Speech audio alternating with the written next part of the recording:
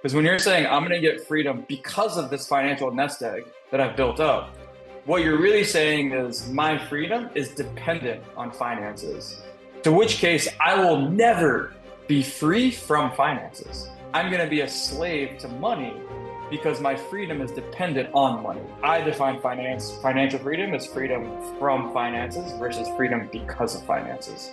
So today on this episode of WealthWise Banking, I get the special privilege of introducing my coach, my mentor, Steve Nagib.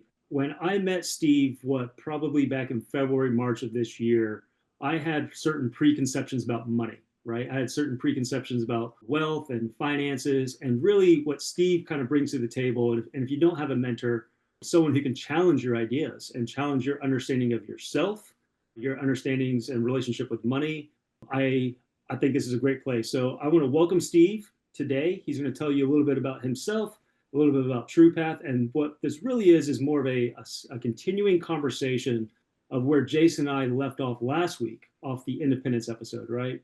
So when we talk about financial freedom and where we are going and what that means to you, financial freedom for you is going to be separate than it is for Jason. It's going to be different than what it is for Steve.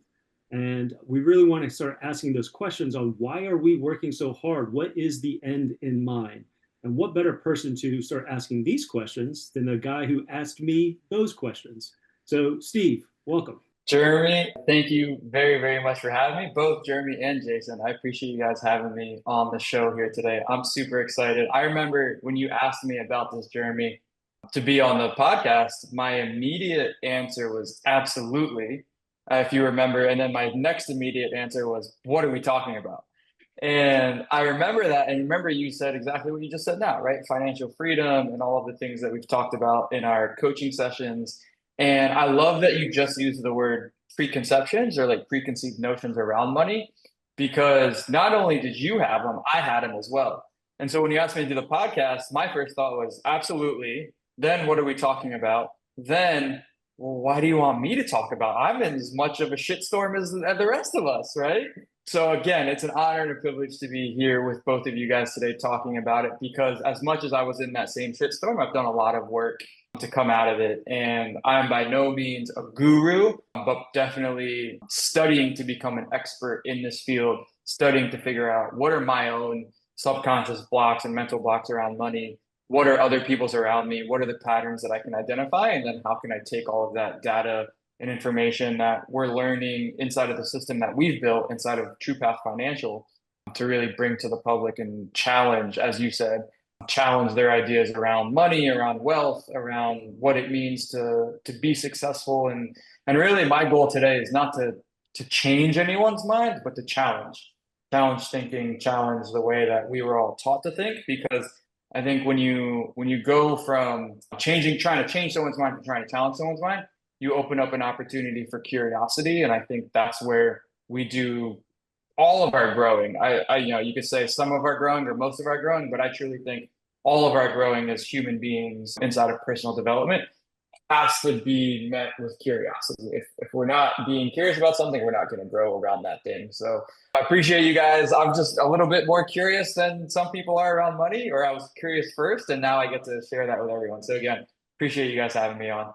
I love what you just shared, Steve, and I can see why Jeremy insisted, invited you, and all the journey to get here in this moment was worth it because of your vulnerability. You're telling us you're not the guru, but I've already heard what you've done for Jeremy. So while you're telling people, hey, don't believe me, go do your own work, be curious. I love your curiosity. I love the vulnerability and the fact that you've already set it up for our conversation in that, hey, I'm not a guru, but I will challenge your thinking because at the end of the day, this is all about your thinking and what do you want, where are you going? So Jeremy, we play a little game at the beginning. Why don't we introduce the folks to the game that I don't even know what the score is anymore, but I know that the people at home in the car, driving, listening are probably doing way better than you and I are. Yeah, so we start off every interview with two truths and a lie.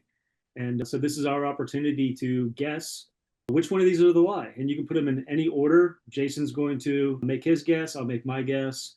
And again, the audience at home, they make their guesses. They let us know what their score is. So if you do remember the score, please, last I checked, I think Jason and I were tied. But if you do remember the score, please just keep us in the know. So, Steve, with that, give us two truths, one lie. Two truths and one lie. I appreciate you guys prepping me with this before we got on because I forgot about this. And I'm going to go to one that I actually haven't done before, but one of my themes, which would be jumping. And my two truths and a lie would be I've jumped out of an airplane, I've jumped off of a bridge, and I've jumped off the side of a building. I don't know why I'm going with jumping today as we're talking about wealth. Hopefully that's not a bad omen, but jumped out of an airplane, jumped off a bridge, jumped off the side of a building. All right. I'm going to tell you, I love that it's so simple because some people come on and it's so different. I have to like track it with a pen and paper on what it is that they said. Because as Jason knows, I've been working on my listening skills with you and with Jason. So jumping out of an airplane, a bridge, or a building. Jason, you want to guess first? Sure, Jeremy. And thank you for doing your low level listening of just saying back what Steve said. So, right. That was very, very well done. I was listening for a little bit more emotion, trying to guess, but I believe you jumped out of an airplane. I believe that you've jumped off a bridge because you shared previously that you've done a lot of stupid stuff. So I'm sure that's something you and your buddies did. And I don't think you've done base jumping off of a building yet, unless maybe you were in Vegas and jumped off the top of that. So I'm going to go with the building is the lie at the moment. So don't tell us yet because Jeremy still has to guess. I'm going to go something way different. I think that you have jumped off a bridge. I'm going to guess bungee jumping, right? Building doesn't necessarily have to be base jumping, right? So if you're a base jumper, jumping with, you likely also did the airplane. So you did airplane and building if you did a base jumping. So what I'm going to actually guess is you didn't jump out of an airplane. I'm going to say you jumped off a bridge, you jumped off a building of unknown height, might have been a place set. I don't know. You said building. I'm going to say you have not jumped out of an airplane. Interesting. So many details. I'm very excited for the recording of this podcast because you guys are both thinkers, and I'm like, oh, this is gonna be a fun one. The truth. Do I tell you the answer now? Yes, Yeah. please. And I did purposely try to go very low emotion for you, Jason, because I was like, based on our conversation, look, this guy is going to be able to pick up on any sort of emotion. But the truth is, I've jumped out of an airplane. I went skydiving in Croatia. I have jumped off of a bridge. I went bungee jumping in South Africa. And I thought my lie was I haven't jumped off buildings, but then you said of unknown height, Jeremy. I'm like, I did. There was a college story where I did jump off the roof of a house that we can save for another time, but no commercial buildings. I have not gone base jumping yet. I think that's in my near future though, because why not? Let's do it. Isn't there a building in Vegas too that you can jump off the top of it? Like, isn't that like a bungee jumping off of a building in Vegas? Isn't that a thing? I think it is. And I was in Vegas. I got back from Vegas yesterday. So I might have to go. Next time we go to Vegas for work, I'm going to have to do some research for sure. What is your favorite part about jumping off of things? Like why do you like jumping off of things? I don't even know if I necessarily like it. I'm just really bad at two truths and a lie. That seems like the easiest way to confuse people. So I've jumped out of airplanes and I've jumped out of helicopters. I am actually afraid of heights. One of the scariest things that I think you could do is bungee jump. That is terrifying to me. Well, Jeremy, we have that in common. Somehow my mom programmed me to be terrified of heights, and I still get like wobbly in the knees and gut with heights. So last year in New Zealand, I jumped off of a, 30-meter bridge just because I was scared to death to do it. When the lady said, okay, I'm going to count down 3, 2, 1, you let go of the bridge and jump. She said 3, 2, 1. And then she like 5 seconds there, hey, you got to let go. Hey, you got to let go now. And I was resistant. I did it. My wife jumped off like she was on the front of the Titanic. She just looked like she was flying. And she's like, ooh, can we go to the one that's higher? So I'm with you, Jeremy, but sometimes you got to jump just because you're afraid to. So. And that's actually a really good segue into what we're going to talk about today. Sometimes you just got to jump even when you're afraid. So, Steve, you work with a lot of entrepreneurs that just kind of jump into business with no real plan of action. They just know that where they are today there's a discontent in their present state, right? They're not happy with business, so they decide to jump into entrepreneurship.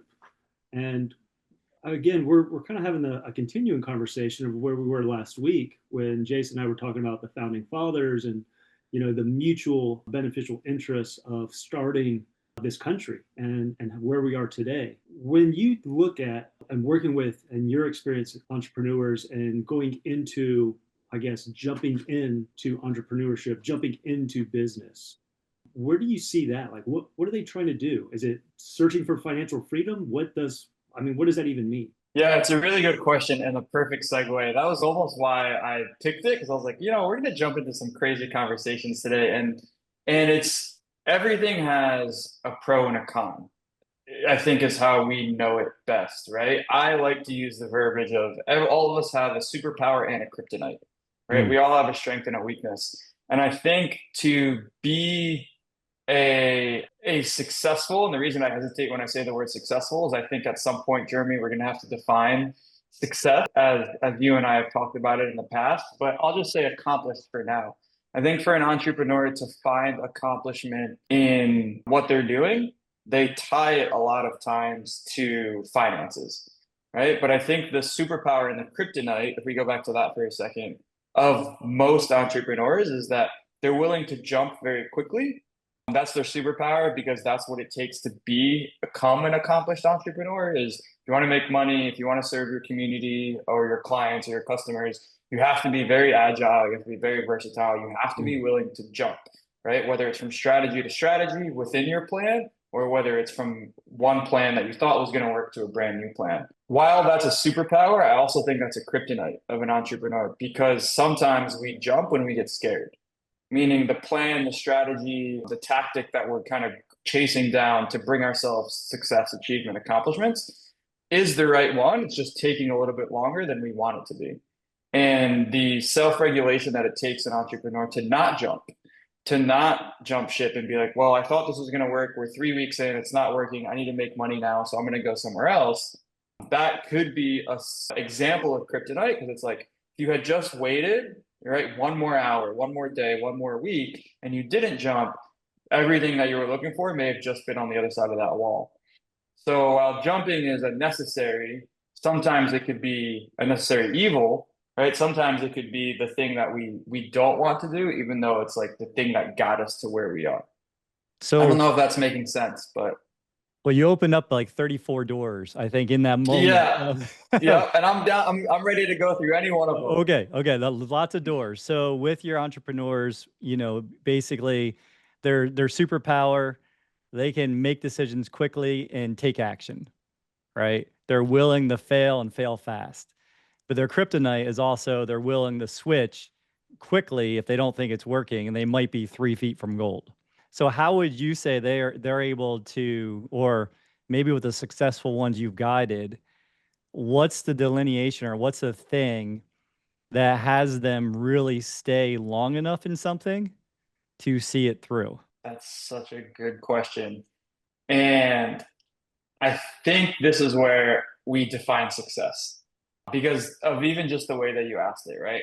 How can I coach or how can an entrepreneur find the patience to stay on one track until they find success? Hmm. And because we're talking about financial freedom today, this idea of success and this idea of financial freedom have to go hand in hand, and we have to define what they both mean. I think first, my definition of success, and this is where I'll say like this was adopted from one of my mentors, Larry Yatch, who's former Navy SEAL turned coach across all of these different topics that we're talking about today. He presented a definition of success to me that I've adopted in my own life, and that would be success defined as an optimized daily experience, sustainable over time. So we define success, Larry, myself, and everyone in our circle define success as an optimized daily experience, sustainable over time. And the three key points of that are optimized, daily, and sustainable, right? So an optimized experience that I would feel comfortable operating in on a day in and day out basis. So it's an optimized daily experience, and it's one that I can be sustaining over time. Because if I'm given a short-term project and my optimized experience is that of working 16 hours a day because I see like the opportunity to make something really great, I could do that for a week, 2 weeks, a month, but that's not sustainable over time. Right? If I can find something that's sustainable over time, but it's not optimizing my daily experience to where it's creating the impact I want to create on the world, then that's not success either. So when I hear you ask the question of like, what have entrepreneurs, the successful ones, been able to do to get past this quick decision making that could be both a superpower and a kryptonite? I think the deeper question there is, what does success look like? And the reason I want to define success first is because normally when we talk about like what does success look like, it's $1 million in the bank, right? It's quote unquote, if you guys can't see the screen, if you're listening to audio, it's like quote unquote financial freedom. Well, a lot of us, a lot of times don't define what financial freedom is, so we get stuck chasing it. And the reality is we're chasing something that we've never actually defined. Or my favorite for entrepreneurs is quote unquote, be my own boss. And when I hear that, I'm always like, are you sure? Like, we need to have a conversation, because when I hear an entrepreneur or somebody say they want to get into entrepreneurship to be their own boss, I always like to remind them that being an entrepreneur is the opposite of being your own boss. You pretty much get to directly report to all of your employees who are actually they actually become your bosses, in my opinion, in that regard, once you become a business owner. So I forget your question, and this will happen a lot. I'll go off on tangents, but that's where my brain's at right now. Is I think it's really important to define success and to think about that when you start to think about, okay, what makes an entrepreneur actually successful? Yeah. So what Jason was asking there is, we see a lot of entrepreneurs jump around into different businesses, right? Or jump into different ventures, so to speak. An analogy I would like to put it is, let's say you have the island of financial freedom that's out there, but you start building the bridge. And as you start building this bridge, you're like, you know what? I can build a better bridge. So let me stop building this bridge and start building that bridge. And guess what? I'm going to build two more bridges at the same time. And what you find yourself doing is, at the end of the day, you have 4, 5, 6 bridges that are half built, and you're no closer to financial freedom than when you started with the first bridge. So why is it that so many people that want quote unquote financial freedom, they want that optimized daily experience that's sustainable over time, that success, but yet they stop building that bridge. They stop focusing on what was important, the thing that was going to get them to where they wanted to go. Instead, they start focusing on building something brand new. And I think that's, Jason, am I correct? Is that what you're asking? Is why are people abandoning what they were doing and instead focusing on something else? Yes. I mean, I think your definition, thank you, Jeremy, your definition of success really is a starting point of what maybe a successful day, week, month, year, decade looks like. It's like, how do we do something that we're adding value, we're solving things, and it's sustainable over time?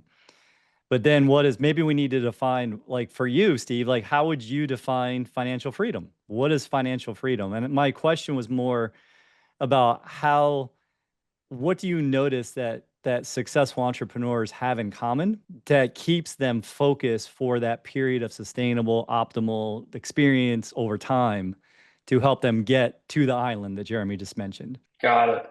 Got it.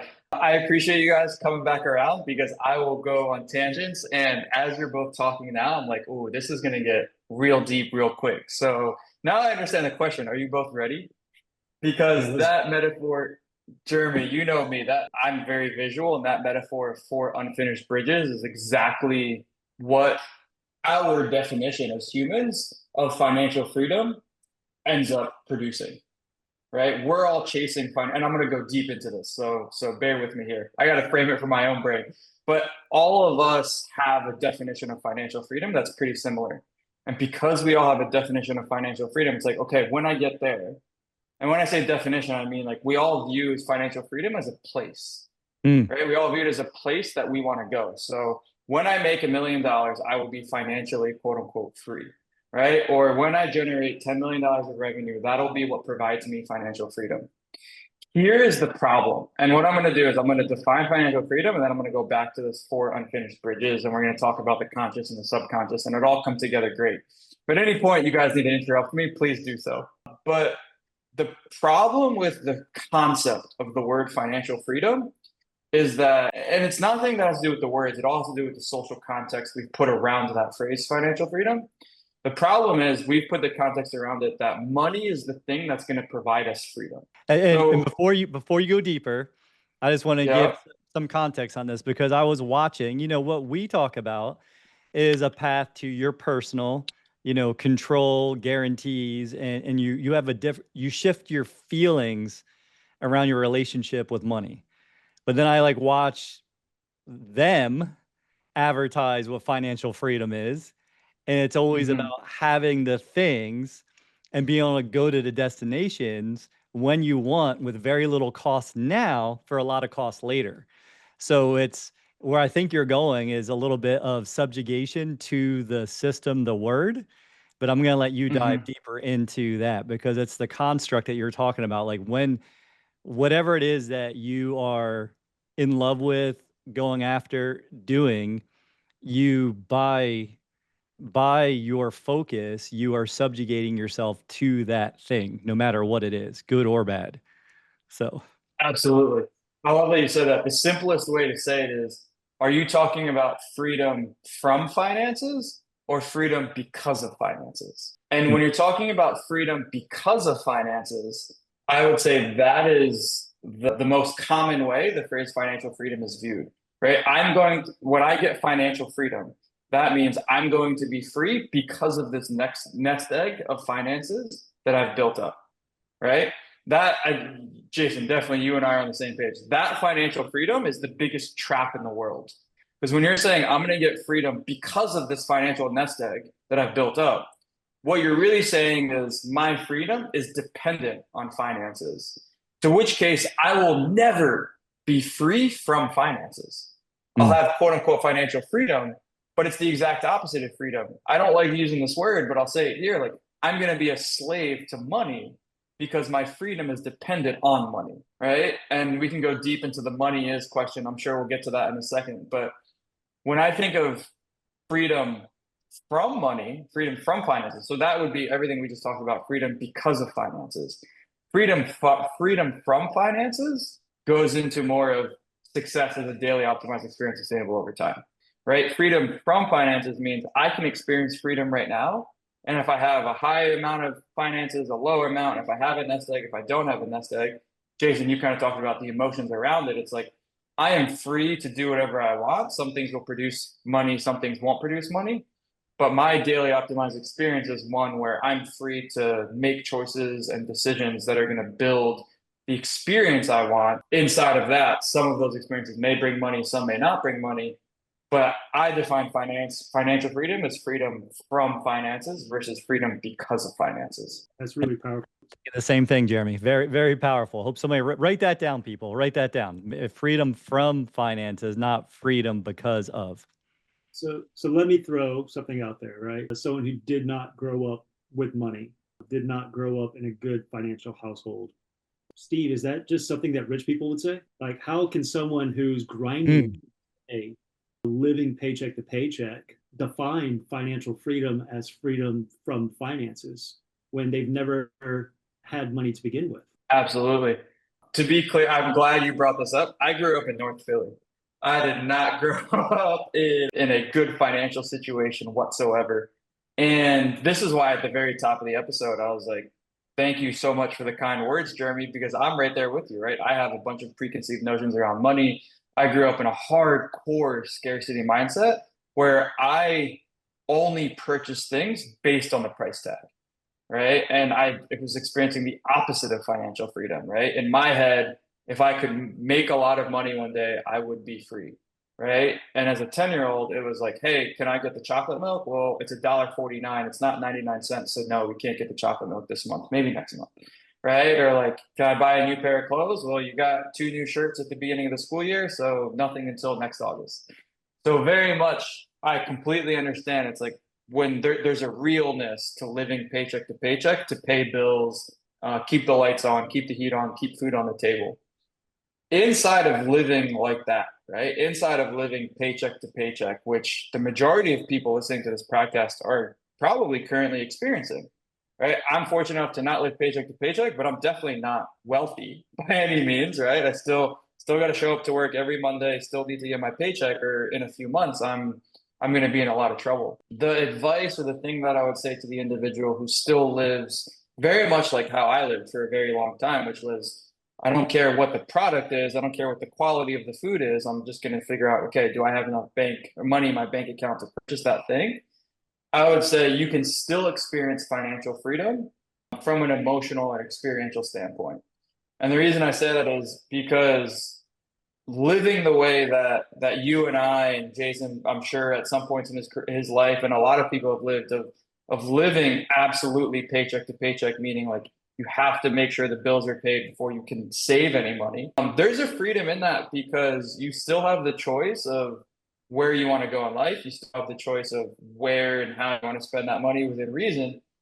And the danger becomes thinking the money is going to give you the experience of freedom that you're desiring, right? The money won't do that because, and I could speak from example of like growing up poor and having a high paying job. Now, again, definitely not a millionaire right now, but more money in my bank account today than there ever has been. And I still have moments where I feel more constricted today than I did when I had $73 in my bank account as a young adult. And the reason I say that is, the old saying, more money, more problems, but also I am healthier today than I used to be around the concept of financial freedom and everything that we're talking about and how do I actually build a life that's optimized for myself. And inside of that, my moments of stress and discord versus like fulfillment, joy, and peace around money, because I've lived on both sides of the pendulum in both worlds, my moments of peace around finances can come today, not because I have money, but because I understand what money does. And what money does is just a tool to do X, Y, and Z, right? It's neutral. If I could gain happiness and not use money, I could gain happiness and use money. Versus on the other side too, I could be in a world, and I have been very much so in the last few years. Like I'm an entrepreneur, I take lots of risks. There's times where I haven't been able to pay for things or pay my bills or actually do the bare minimum. But when I was healthy and that happened, I never associated my freedom as a person with finances, and therefore to get through those experiences where I had $0, but the most peace in my life because I understood the relationship and role money actually played in my life. It wasn't an avenue to freedom. It was simply a neutral tool that I had the choice to use when I needed it and when I didn't. And working with you, one of the themes that kept popping up with me was this pursuit of control, right? If I can control the money, No, Jeremy, control, pursuit of cow. No way. That can't be a topic you guys talk about. and what I've learned is to stop trying to control these circumstances, right? And it started shifting the way that I started thinking about money. And I don't even look at money as necessarily a tool. I actually use it as a unit of measure. So the way that I started transitioning to let go of a pursuit of money was money for me now is a measurement of value that I bring to other people. So now I've tied the amount of money that I make into the amount of value I can provide others. And it made sense to me because I'm like, why is it that all of these companies like Amazon scaled so quickly? Well, they provided next day shipping. That's huge in value in terms of time. Why do all these companies make tons of money? It's because of the amount of value they bring. Whether it's quicker, it's faster, it's safer, whatever you're going out and purchasing, if you think about all this advertising, people are catering to certain values or certain traits that you want to have. So for me, it's no longer a pursuit of trying to control. It was, okay, how can I provide an immense amount of value to other people, or at least provide something that other people would provide that think is valuable? And in return, I'm no longer pursuing money. What I'm actually pursuing is providing value. So that's what I've gotten out of working with you was that transition. Is it the right answer? I don't know, but I'll tell you that my relationship with money, I feel a lot more comfortable around since I started thinking of it as a unit of measure. I love it. Can I ask you a question, Jeremy? We're gonna flip the roles here. When you say that, I love everything you said. We're gonna turn this podcast episode into a coaching session. The people are gonna love it. When you say value, I'm curious, what if you're find yourself in a situation where you're unable to provide value? How does that make you feel? Before you answer, Jeremy, Steve, thank you for that question. I was wondering a very, very similar thing. Like what happens if you're out there believing you're adding a ton of value, but your bank account says zero? So that goes back into something I did say in there, something that other people find valuable, right? So in real estate, I provide housing to other people, ideally at a cost that's affordable. So I provide affordable housing to other people. That's value. And they'll be able to provide income to me as a landlord, even if I'm a vegetable, right? Because they're still living there. Things are automated, systems are in place to be able to, do that. When it comes down to perhaps what we're doing and trying to help people think long term, that's hopefully what you get out of the podcast, right? Everything's recorded. And what we're able to provide, absent of my ability to speak, is out there permanently in the world, right? It's now recorded. And Jason, we actually had this conversation, actually, like before I think we even started the podcast, of the podcast in and of itself actually becomes almost like an archive that we can share with other family members and lessons learned, and they can see our growth along the way. So providing value, again, it's while I may think that I'm providing value, maybe it's sweat equity, maybe it's a lot of hard work. The true measure of it is really, does someone purchase what it is that I think is valuable? And so long as we have an alignment on, they think that what I provide is valuable, I believe what I'm doing is valuable. Now we come together, and that's commerce. I like it. I'm going to go a step deeper. I love everything you said, Jeremy. It's great. Keep digging, man. What happens? What happens? And not even what happens. I'm just curious. How do you feel? Let's take the bank account out of the equation, right? How do you feel if you're unable to provide value to someone? I understand, like, they need it, you have it, right? There's an exchange. What if you're met with a situation where you can provide value, but you're not perceived as valuable? Yeah. Or if there's a situation where you can't provide value, how do you feel? Obviously bad, right? Because Why? I'm feeling bad because I've gone through the actions of what I believe you should find valuable, right? Because I hold them internally valuable.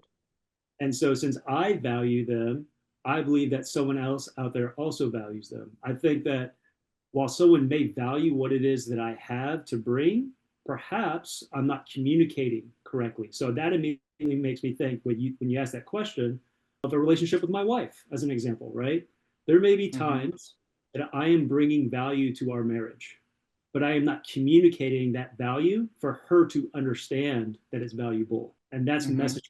Or in the business world, that's marketing, right? So let me ask you this. What if you perceive something as valuable, your wife doesn't perceive it as valuable, and that's okay? Meaning, like, it's not life or death that you perceive thing A as valuable, she doesn't, because there's probably a thing B somewhere that she perceives as valuable, right? That you don't perceive as valuable. Oh, yeah, right? yeah. And then all of a sudden, I would be asking her the same question. I'm going to bring this back to money. I promise. You just do it right now. I believe this, and tell me, because I know, we don't have 3 hours. We could make this a 3-hour Joe Rogan podcast, but I believe, Jeremy, that there's something deeper to the answer of the question of, like, well, what if somebody doesn't perceive the thing that you perceive as valuable, right? And it would make you feel bad. It might be a communication problem, like you talked about, but it also just might be a difference in what we see as valuable. Now, here's where the danger happens, and I hope everyone that's listening listens really closely. And I'll say this 2 or 3 times because it's a dense concept. But the only reason a human, this is where I'm going to do a ton of work in 30 seconds. The only reason any human would ever feel bad when somebody else doesn't perceive the thing that they perceived as valuable as actually being valuable, that's a sign that we have tied our self-worth or ourselves as a person to the value of that thing. I'm going to say that again. Say, Jeremy, say you think your Lamborghini, we're going to make you really wealthy for a second. Say your Lamborghini, you provide that as the most valuable thing there is, right? And your wife could give 2 shits about it, right? But you just got it detailed and you're really proud. And you come home and you're like, look at how much value I provided today, right? I got our Lamborghini detailed so you and I can go on a sunset drive on a Sunday night. And she is like, all I wanted was new essential oils in the aromatherapy thing, right? And you're like, well, who gives a shit about that? I just got the Lambo detailed, right? Do you guys view two different things as having very, very different amounts of value in each other's lives? Is that okay? Absolutely. Absolutely, it's okay. Here's the problem. When we get upset or we feel hurt, when our partner, so say your wife in this example, doesn't view our detailing of the Lamborghini as valuable, right? Does that mean that you picked the wrong thing? No. Does that mean you're a bad person? Absolutely not. Does this have anything to do with finances? No, but also yes. Because my challenge to you and to everyone listening would be to replace the word value with utility. Utility. So let's go in. Why utility? Because utility, by nature of the word utility or being useful, completely separates the action we're taking from the person that we are. So if I found something valuable and I took action on that thing, and somebody else, whether it's my partner, my romantic partner, my business partner, anyone in my life, a friend, an acquaintance, a colleague, right? If I take action on something that I think is super valuable and it's met from that person as not being that valuable, then I've opened up the opportunity for myself to feel pain, right? Or feel stress because now me and that person are not on the same page. I don't know why, but language is a super strong thing in all of our lives. And language is flexible language specifically is the only thing that separates humans from every other species in the world. We have so much context around certain words. As soon as we put the word value into something, we connect our self-worth to our value because our value as a person is dependent on the external validation we get from another human. I'm going to say that again.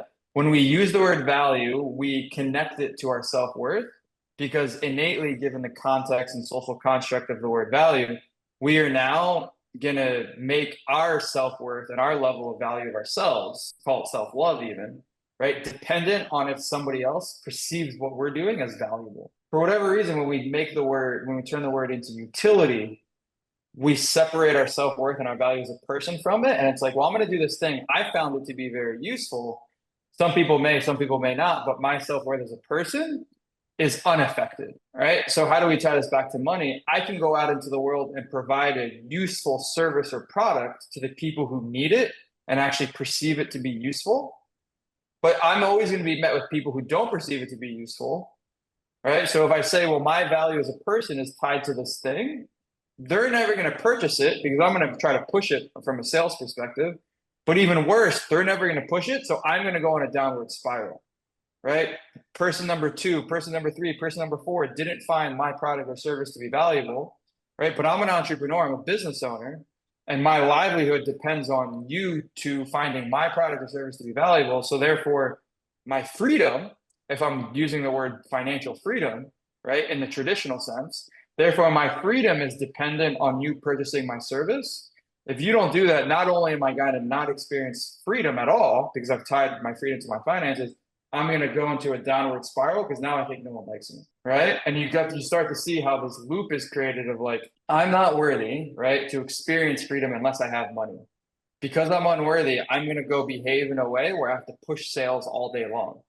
That's going to put me on an island because I've built 4 bridges that are all unfinished to that island to get me off of the island, right? So I can coordinate action with other people, right? And when I look at my 4 unfinished bridges, that's just going to reinforce the fact that I'm a piece of shit, right? And because I'm a piece of shit, I got to go over provide value over here, which will lead to nowhere, which will keep me financially not free, right? Or like paycheck to paycheck, and then I'm stuck in this loop.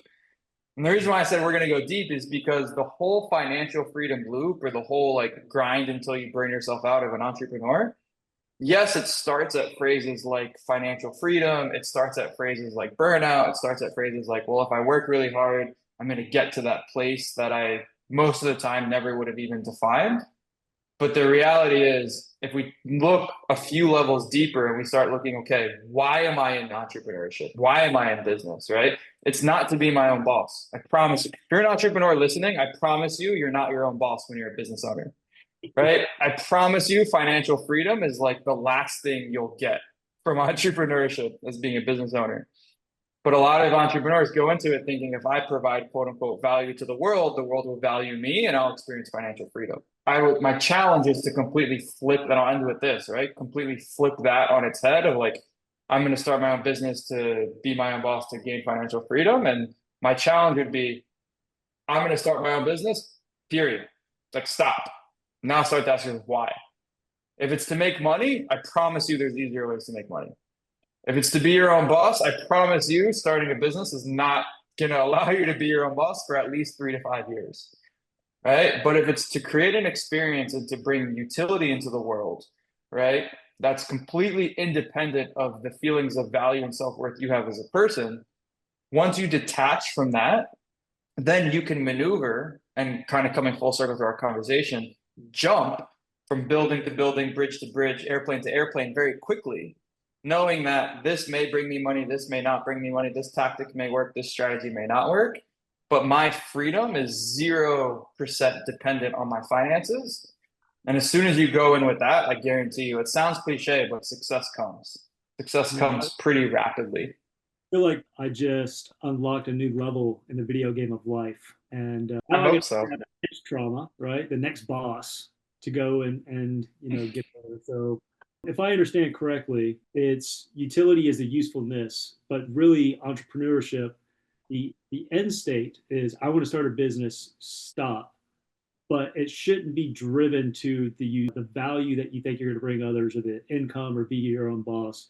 Really, it should be purpose or intention or the impact that you want to make in the world. Is that correct? So purpose, intention, or impact. Is that absolutely fair? Okay. Absolutely. And that goes back to the initial question I asked was I was looking for You asked a question? What? Yeah, I was thinking that everything that was successful entrepreneurs, it stems from their beliefs and what their purpose is. Like what got like I had an opportunity to talk to a guy who played in the NFL, and he unlocked something for me that day. Like I believe everyone here is an achiever. And it sounds like you're from North Philly, I'm from Northwest Jersey, Jeremy growing up in the South. So we very much grew up in a time period, and we're all different ages, but we grew up where if you're an achiever, you go out to achieve so you can feel like a success. So people look at you like you're successful, right? Once you understand that God already thinks you're successful, then you can go out and achieve. Because if you have that self-worth to begin with and you know where you're going, then you don't have to achieve to have everyone, like Jeremy was tying his happiness to if people thought what he was doing was valuable a moment ago. He's no longer doing that because he's a quick study. Oh, baby. He's a quick study. He's jumping right into the fact that here he knows he's worthy. He's got a massive purpose. And now he knows that all of these multifaceted pieces that we're doing to bring people a better system than what is advertised in the common world of how can we actually understand how to use the tool of money and how it can help us each reach our purpose. And maybe along the way, we're going to start showing people that, hey, you haven't paused enough to think about who you act, like what it is that actually brings you joy, where you're going, what's your destination, and how you're going to get there. Like how insane does it sound that like when Jeremy gave the example of an island and you build 4 different bridges and 4 different places to go to the same island, I was thinking, why don't we just get something to fly across or a boat or a barge or like, why are we keep building the same bridge? That's my first thought. So bring that all the way around is know that you're valuable in the eyes of God, have your purpose, and then go forth and be a utilitarian person or whatever, have utility to the world. Absolutely. Yeah. I love how you sum that up because that's truly, and conversation for a different time, but that's truly how our brains work. It's like what's hard for us is going to be super simple to other people and vice versa. Right. So Jason, you're saying, well, why don't you just fly across? It's like, well, that would be too easy. Right. Jeremy feels like he needs to work really hard in order to get that success. Whereas Jason, you might feel you need to work really hard to produce something else where Jeremy's like, well, why don't you just do that? Why don't you just do the easier route, right? So we all have routes in our lives where we take harder routes or unnecessarily harder routes because it's based off our lens, right? It's based off how we see the world. It's based off all of our experiences. Really, if I were to say the true word that it's all based off of, that makes people kind of cringe sometimes, it's based off our traumas, right? It's based our traumas kind of define how we see and experience the world. And that's why that word that you guys have both been using that I would love to offer a definition for would be purpose, right? And purpose truly if you look at the most concise definition, this comes from my mentor, Larry Yatch. He actually calls them distinctions. He's like, I want to make the most concise, actionable definition of a word, and I'm going to use that phrase to call it a distinction of that word. So the distinction of the word purpose, if you're listening, you might want to write this down, is two people coordinating action towards a commonly held goal to create a different future. So the distinctions are long, but they're the most complete definitions you can come up with. So two people working or coordinating action together towards a commonly held goal to produce a different future. And I saw Jeremy just pull the book off the shelf that I'm sure is the book that I'm quoting a lot. So yeah, there's my mentor. If you guys aren't watching, Larry Yatch, how leadership actually works. A lot of the distinctions and other kind of things I talk about come from his work. Powerful. This episode's a doozy. This is definitely, it's an important episode. It's, I think, things that we've hinted on, Jason, but we've never actually explored. So, Steve, I want to say thank you very much for coming on today. This has been, for nothing else, I got to level up today. True Path. You mentioned True Path a few times. You mentioned Larry Yatch a couple times. For people, like, what is True Path? Like, how? I mean, I personally have a hard time defining the program that we're in because I haven't seen I haven't seen anything like this before, right? So when you talk about True Path and what it is that you've done with Larry and the team and building it out, like, where does someone start? What is True Path? Yeah, I think the place to start would be just our discovery program or our financial program if you really liked this episode. I think I would love it. I love chatting with you too. I think we could do a multi-hour episode on True Path, but from a high level view, Larry, and I won't jump too much into it, but Larry created this completely virtual, meaning it's online, but it's live. So it's on Zoom, live calls every week. It's not like an on-demand course that you go through. And it's the most powerful personal development course I've ever been through. We meet once a week on Zoom. And what I would say to people, the simplest way to describe it is traditional talk therapy aims to decrease the emotional charge we have around traumatic experiences. So if traditional talk therapy is aimed to decrease the emotional charge around trauma, True Path is aimed to change the behaviors that are a result of that trauma. So we'll never ask you about a traumatic experience. We'll never say what happened in your childhood that caused X, Y, and Z. We'll say, where in your life are you behaving in a way that doesn't benefit you? Right? And that's a lot of work to become aware of that. Okay, now I don't care why you're behaving in this way. All I care about is how do we break the behavior cycle? So it's not a bunch of psychologists or therapists talking about your traumas. It's a bunch of real people helping you identify where in your life are you stuck in a loop where you're building 4, 5, 6, 7, 8 unfinished bridges, all trying to get off of the same fucking island. Right. So that's why I love True Path. I was in therapy for a long time. God bless my therapist. She moved mountains with me and I was a better person coming out of it.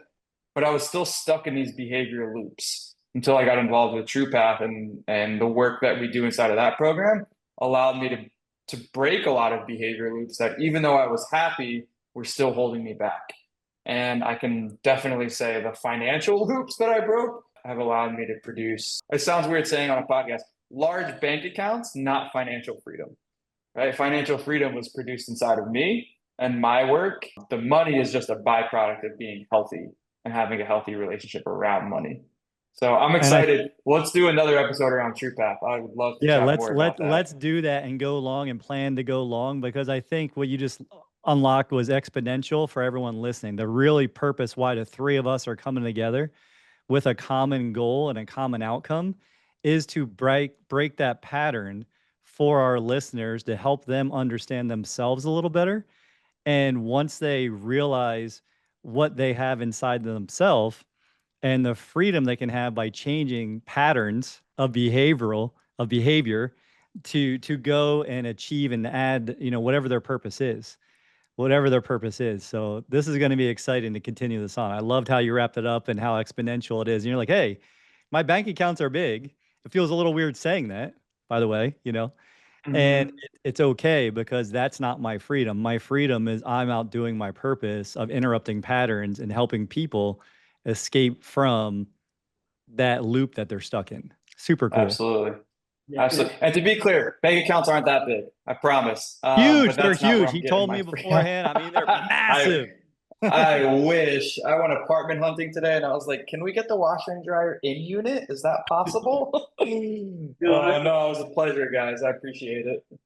so just real quick on top of that, I have found that in my discussions with people, even from the community, with other investors, all that's relative.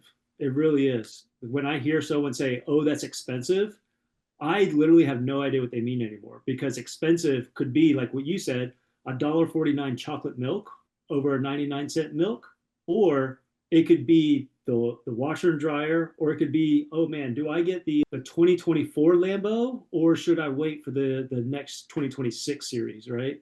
Like it's Yeah. all at the end of the day. And if you're tying your worth up to, keeping up with the Joneses, I'll tell you, that's not going to make you happy either. I've seen tons of people tie their worth up to other people's definition of success and achievements, and there's no happiness to be got there. So Absolutely. Absolutely. I appreciate you, fellas. Thank you so much for having me. Looking forward to the next one for sure. Thank you, Steve. as And we hey, look, Jeremy, what's the end? How's the end go? Do you remember? What do we say? everyone's in banking. You're just not the banker yet. So, Steve, thank you, man, for being here. Looking forward to the next time. And I'm sure we'll continue these deep conversations. These are my favorite conversations to have. So be blessed, man. Thank you. You too. Thanks, guys. Thanks for joining us on WealthWise Banking. If today's episode inspired you, please subscribe, leave a review, and give us a like. It's a simple way to help others discover these empowering strategies and join our community. Together, we're building a network of people who believe financial freedom is within everyone's reach. Remember, financial independence is about making every dollar work for you, one step at a time. Until next time, stay inspired, stay in control, and keep building your legacy the wise way.